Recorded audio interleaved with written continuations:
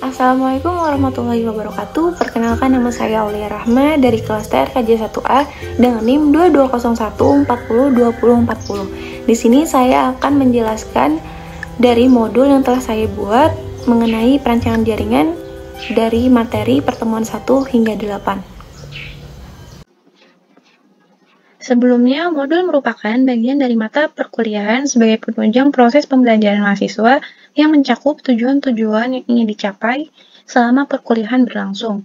Modul pembelajaran berisi bahan ajar yang disusun secara sistematis seperti isi materi, metode, dan evaluasi yang digunakan secara mandiri untuk mencapai kompetensi yang diharapkan. Materi pertama yaitu pendahuluan perancangan jaringan dan topologi jaringan komputer. Untuk membangun sebuah jaringan, maka yang harus dilakukan terlebih dahulu ialah perancangan jaringannya. Perancangan jaringan adalah proses yang mixing mixture art, science, luck, dan accident, meskipun penuh dengan proses yang misterius dan banyak jalan dan strategi untuk melaluinya. Perancangan jaringan meliputi sumber internet, topologi jaringan, pengkabelan, pengalamatan IP, pemilihan serta penempatan perangkat, kos, rancangan keamanan, dan pemeliharaan jaringan. Ada 5 jenis jaringan komputer. Yang pertama, Local Area Network atau yang disebut dengan LAN. Yang kedua, Metropolitan Area Network atau MAN. Yang ketiga, Wide Area Network atau WAN. Yang keempat, Internet. Dan yang kelima adalah jaringan tanpa kabel. Selanjutnya, topologi jaringan komputer. Topologi jaringan komputer merupakan metode yang digunakan untuk menghubungkan satu komputer dengan komputer lainnya menggunakan sistematika yang terstruktur. Struktur yang digunakan yaitu melalui kabel UTP atau fiber optik, atau tanpa kabel yang disebut dengan nirkabel. Oleh karena itu, dapat dipastikan user bisa berkomunikasi dengan user lainnya secara mudah dimanapun berada. Apa sih manfaat dari topologi jaringan? Yang pertama, arah jalur internet menjadi jelas. Yang kedua, biaya instalasi jaringan dapat terminimalisir. Yang ketiga, memudahkan upgrade dan dalam maintenance pada sisi network engineer. Yang keempat, semua bisa saling berkomunikasi dengan baik. Macam-macam topologi jaringan sebagai berikut. Yang pertama, topologi bus. Topologi ini merupakan metode yang berperan menghubungkan antar komputer menggunakan satu kabel jaringan.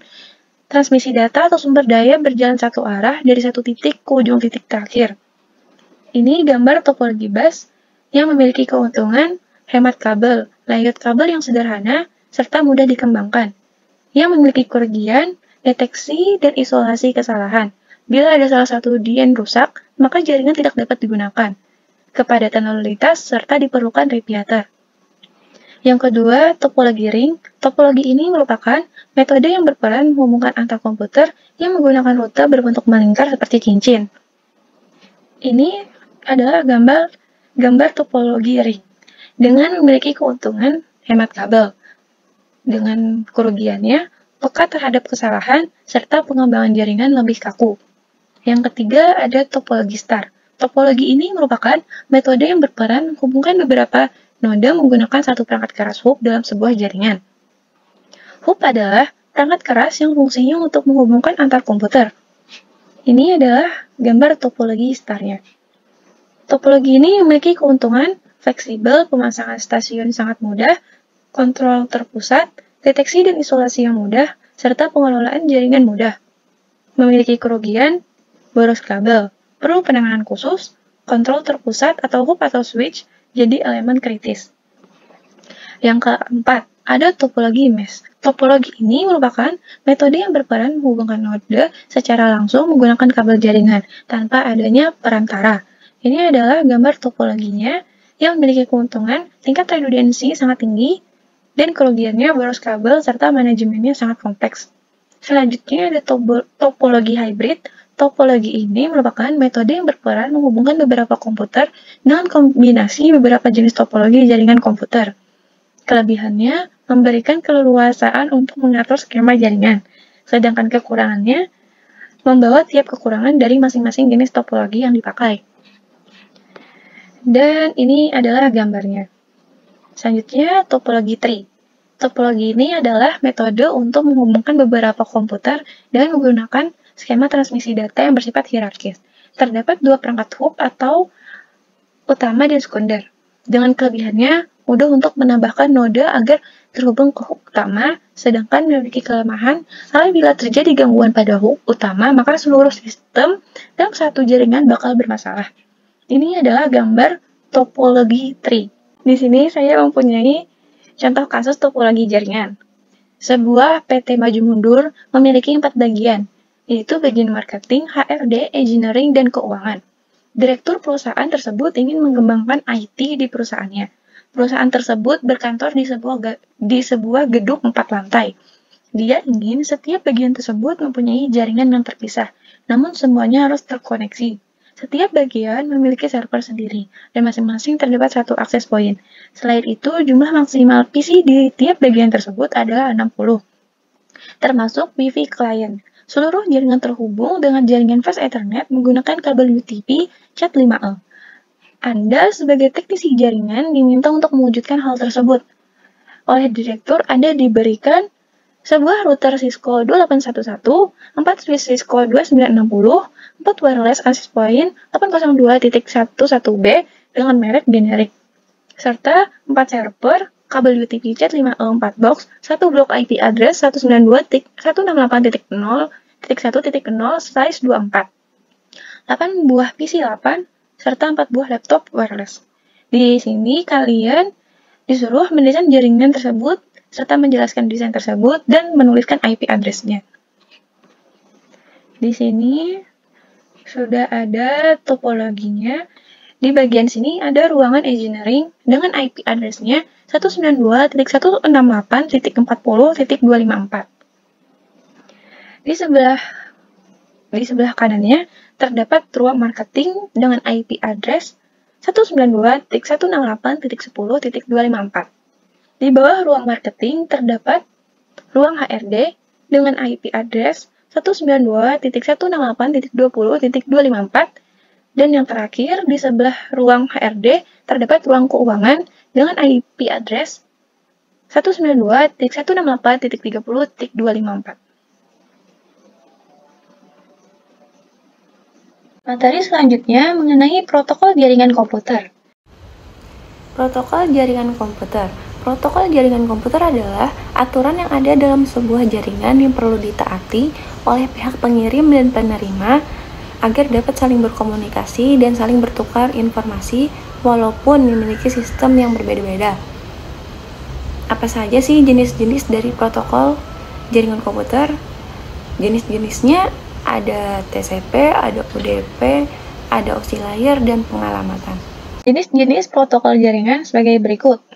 Yang pertama, TCP atau yang disebut dengan Transmission Control Protocol merupakan suatu protokol yang berada pada lapisan transport yang berorientasi sambungan dan dapat diandalkan. TCP ini memiliki karakteristik sebagai berikut. Pertama, full duplex, kedua, reliable, yang ketiga, berorientasi sambungan, keempat, byte stream, yang kelima, memiliki layanan flow control, seterusnya melakukan segmentasi terhadap data dan mengirimkan paket secara one-to-one.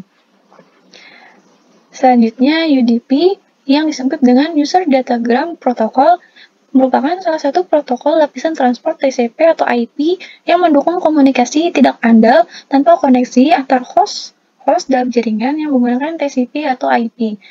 UDP ini memiliki karakteristik pertama, tanpa koneksi, kedua, tidak andal. Yang ketiga ada oscillator. Oscillator atau the Open System Interconnection ialah susunan jaringan yang diimplementasikan melalui protokol jaringan dalam 7 lapisan berbeda. Fungsi dari 7 oscillator tidak akan menemukan jawaban secara sempurna. Dikarenakan 7 oscillator hanyalah sebuah konsep dan teori untuk memetakan sebuah sistem dalam jaringan dan fungsinya berbeda-beda setiap layer OSI yang bersangkutan. The International Standards Organization atau yang disebut dengan ISO adalah yang pertama kali mengembangkan model OSI. Oscillator disebut sebagai lapisan karena memang model referensi OSI ini diciptakan berlapis-lapis. Lapisan pada OSI layer dibuat tujuannya agar setiap paket data dalam sebuah jaringan bisa melewati layer tersebut sebelum pada akhirnya bisa saling terkoneksi. Ketujuh lapisan dari OSI layer sebagai berikut. Yang pertama, physical layer yang paling dekat dengan hardware alias perangkat keras jaringan secara fisik. Yang kedua, data link layer, salah satu layer penting karena memiliki fungsi sebagai koreksi kesalahan, menentukan bagaimana setiap bit dari data dikelompokkan ke dalam frame, pengelamatan perangkat keras, dan menentukan bagaimana sebuah perangkat keras dapat beroperasi. Yang ketiga, network layer, fungsi utamanya untuk membantu mendefinisikan alamat IP atau Internet Protocol, membuat header pada paket-paket data, dan melakukan proses routing. Yang keempat, transport layer bertugas sebagai pengantar. Yang kelima, session layer untuk mendefinisikan bagaimana sebuah koneksi bisa dibangun, serta dapat mendefinisikan manajemen dari sebuah koneksi, seperti menghancurkan dan juga memelihara koneksi. Yang keenam, presentation layer mentranslate data yang akan ditransmisikan dari dan menuju sebuah application. Yang ketujuh, application layer, lapisan yang pertama pada saat sebuah data mulai ditransfer dan merupakan lapisan terakhir yang dilewati begitu komputer klien menerima data tersebut. Yang keempat, pengelamatan. Agar perangkat jaringan dapat terkoneksi dan saling bertukar informasi, maka diperlukannya pengelamatan IP address. IP address adalah alamat unik dari suatu perangkat jaringan yang terdapat di dalam jaringan. Jenis-jenis versi pengelamatan pada jaringan. Ada dua versi IP address, yaitu yang pertama, IP versi 4 menggunakan penomoran 32 bit dan terdiri dari 4 oktav desimal, dibuat tahun 1983 dan masih digunakan sampai saat ini. Dalam IP versi 4 dibagi menjadi 5 kelas, yaitu kelas A tentang alamat 1.0.0.0 sampai 126.255.255.255. Yang kedua ada kelas B, ketiga kelas C, keempat kelas D, dan kelima kelas E. Untuk pembagian IP versi 4 dibagi menjadi dua sifat, yaitu IP privat, hanya bersifat lokal dan tidak bisa digunakan untuk mengakses internet dan penggunaannya bebas. IP public, bersifat worldwide, digunakan untuk mengakses internet namun penggunaan atau konfigurasinya tidak bebas. Dalam pengamatan IP versi 4 memiliki karakteristik sebagai berikut.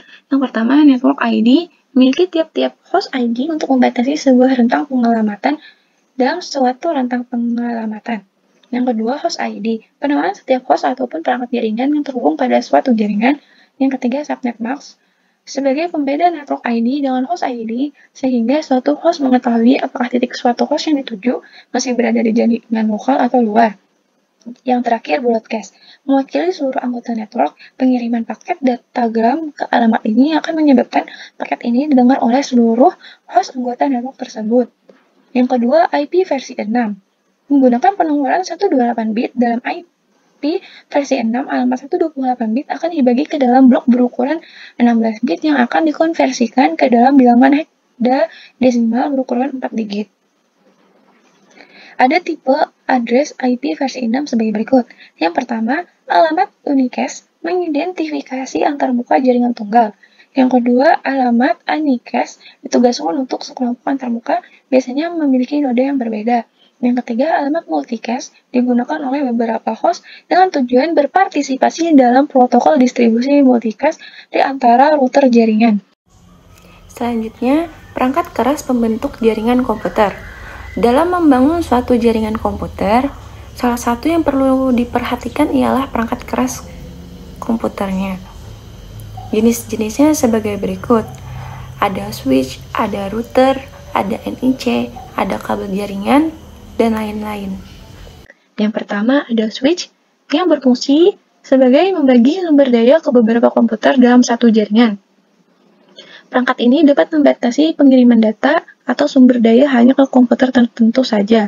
Yang kedua, router. Dalam komputer network berfungsi untuk membuat jaringan komputer lokal dapat terhubung dengan koneksi internet. Yang ketiga, NIC atau Network Interface Card. atau disebut juga kartu LAN adalah perangkat keras yang terpasang pada komputer untuk mengakses jaringan, berfungsi menghubungkan antara satu komputer dengan yang lainnya dalam satu jaringan. Yang keempat, kabel jaringan. Kabel jaringan atau disebut juga kabel LAN berfungsi menghubungkan antar komputer yang terpasang lewat kartu LAN. Saat ini biasanya berjenis fiber optik. Yang kelima, konektor. Berfungsi menghubungkan kabel jaringan dengan NIC pada perangkat jaringan. Yang keenam, hub. Berfungsi untuk membagi data atau sumber daya dari komputer server ke beberapa komputer klien dalam satu jaringan melalui sambungan kabel. Ketujuh, bridge berfungsi sebagai jembatan jaringan yang bisa menggabungkan jaringan lokal ke dalam jaringan lokal lainnya yang lebih besar. Yang kedelapan, access point memiliki fungsi mentransmisikan sinyal wireless yang diterima dari router atau kabel jaringan sehingga sinyal yang diterima klien bisa lebih baik. Yang kesembilan, repeater berfungsi untuk memperkuat sinyal. Ke-10, modem berfungsi untuk merubah dari sinyal analog menjadi digital dan sebaliknya. 11, perangkat end device, perangkat akhir dari sebuah alat komunikasi yang berhubungan dengan perangkat jaringan lain, yaitu PC, laptop, telepon, printer, dan lain-lain. Materi yang terakhir ialah komponen perangkat lunak. Perangkat lunak komputer merupakan salah satu hal yang sangat diperlukan agar komputer tersebut dapat berjalan sesuai dengan keinginan dari penggunanya. Perangkat lunak atau yang disebut juga dengan sebutan software memiliki beberapa fungsi, yaitu untuk melihat dan mengetahui tentang host yang mana saja terhubung di antara satu komputer dengan komputer lainnya, serta untuk melihat data yang tengah berjalan dan lain-lain. Komponen perangkat lunak terbagi menjadi dua, yaitu perangkat lunak jaringan dan perangkat lunak monitoring jaringan. Contoh perangkat lunak jaringan. Yang pertama, sistem operasi. Sebagai pengatur seluruh perangkat komputer agar bekerja dengan baik sesuai keinginan dari pengguna, seperti Linux, Windows, dan Mac OS X.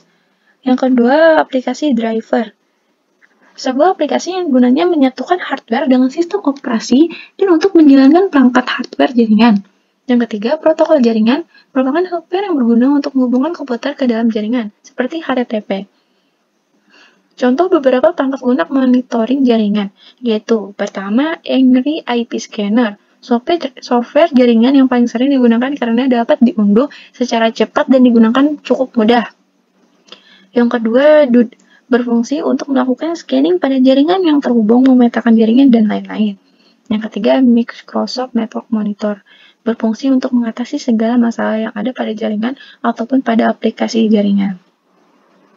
Yang keempat, Nmap, berfungsi sebagai security scanner yang mampu mendeteksi port mana saja yang terbuka, melihat status konektivitas, dan lain-lain. Yang kelima, OpenMS, software ini sering digunakan jaringan dengan jumlah yang kecil. Yang keenam, ada Advanced IP Scanner, berfungsi sebagai mendeteksi jaringan pada komputer mulai dari jaringan kabel hingga router WiFi, mematikan ataupun menghidupkan komputer dengan lebih cepat, dan lain-lain. Yang ketujuh, Network Miner. Mungkin itu saja yang dapat saya jelaskan dari materi yang saya buat. Sekian, terima kasih. Salah hilaf, mohon maaf. Wassalamualaikum warahmatullahi wabarakatuh.